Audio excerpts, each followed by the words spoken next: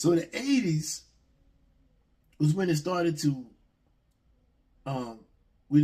increase in membership and activity as well as violence in the 80s.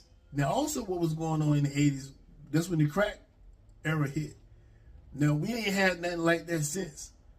For those of you who are alive today who wasn't really born in the 80s or was child in the 80s, who really didn't see what was going on in the 80s and 90s, maybe you was born in the late 90s and you just don't know.